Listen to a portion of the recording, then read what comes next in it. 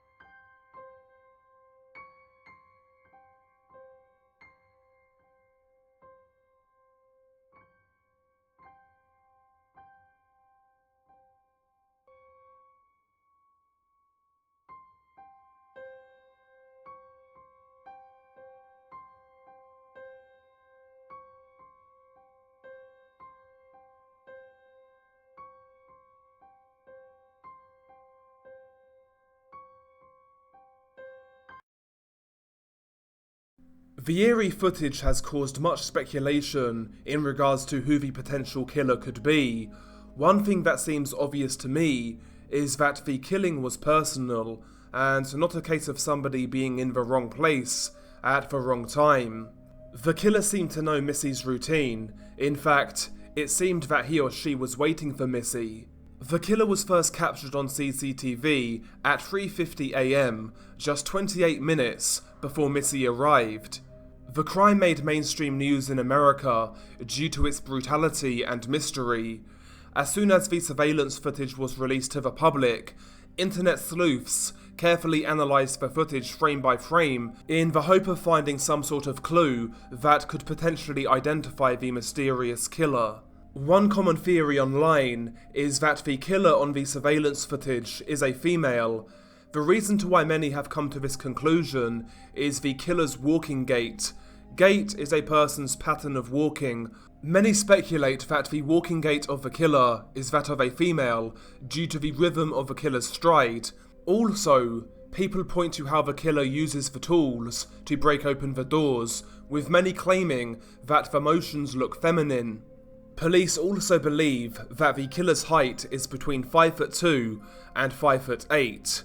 It's also worth noting, despite Missy and Brandon looking like the perfect couple on the outside, it's said that behind closed doors, the two were encountering problems within their relationship.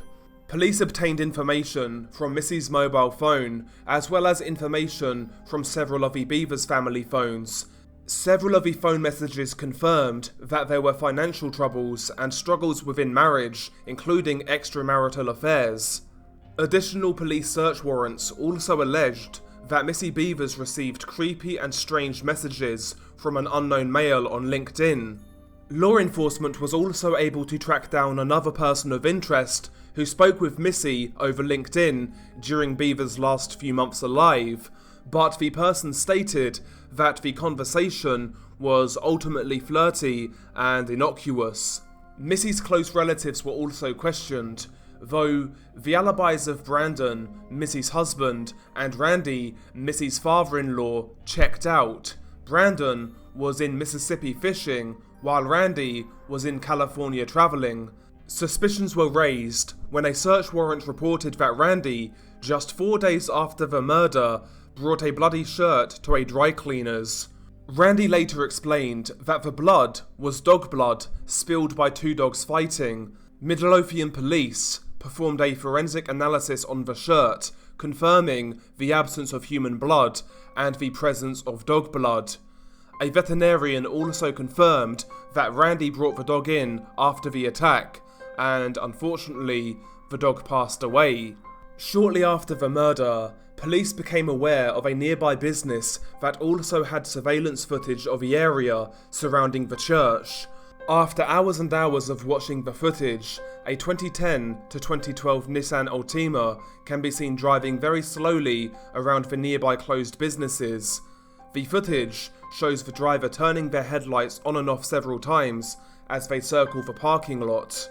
At one point, the driver and the vehicle park for a short time under a parking lot light. The driver of said vehicle is of interest to the police, though, as of right now, he or she has never been identified, though it's worth noting that the driver isn't considered a suspect. Initially, a reward was set at $10,000 before doubling to $20,000 and then rising to $50,000. As of 2022, there is a reward of $150,000 for information potentially helpful in capturing the suspect. According to Midlothian police, tips are still being received about the case on a daily basis. Ultimately, the killing is a mystery, and 6 years later, we are no close to knowing who the perpetrator was or what the motive was. How did the killer obtain the police gear? Was he or she married to an officer, or were they an officer themselves? Regardless of what the true motive was, it seemed personal, and whoever is responsible have to have known Missy. Many speculate that the reason for the murder was the extramarital affairs. Several sources state that both Missy and Brandon engaged in affairs. Many speculate that the killer is somebody that Missy was romantically involved with at the time of her murder. In contrast, other people think that it could be the significant other of somebody who was having an affair with Missy. Despite having a so-called airtight alibi, several still point the finger at Randy, Missy's father-in-law. Though, it has to be said that he is not a suspect for the murder. People point to Randy's walking gait.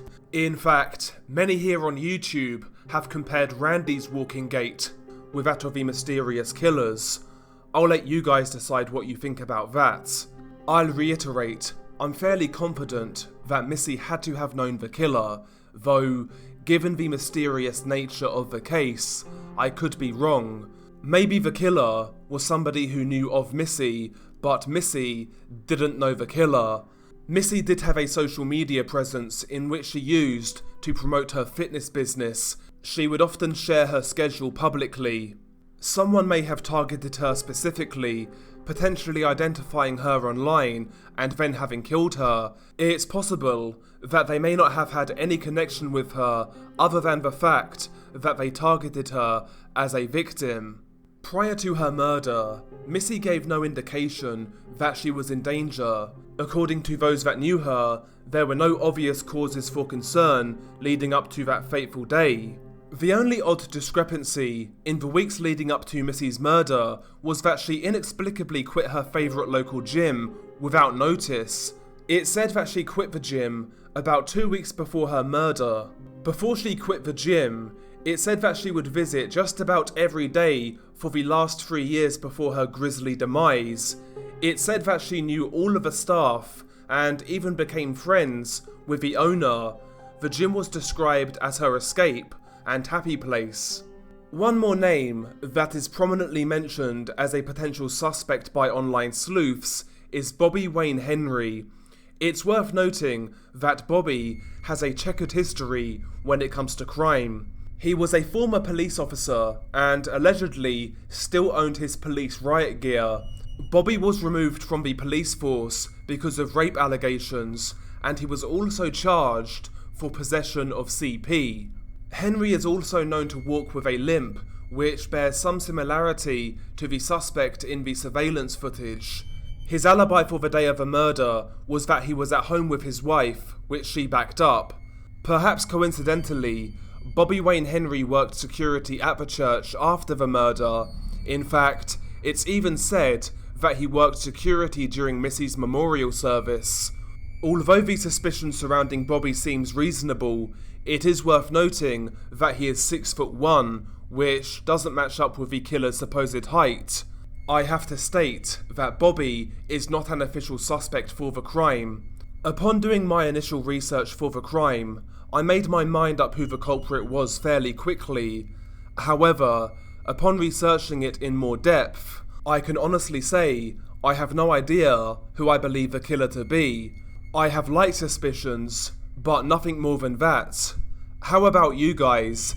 Do you have any theories in regards to who the killer could be? If so, let me know in the comments. But more importantly, if you have any serious information, don't tell me. Contact Midlothian Police on 972-775-3481. But anyway, I hope you enjoyed the video, if you can enjoy this sort of content. This was something a little bit different for this channel, hence why it's a bonus video. If it does well, we may have a look at some more unsolved murders and even unsolved bizarre mysteries. But anyway, as always, stay safe, and I'll catch you on the next one.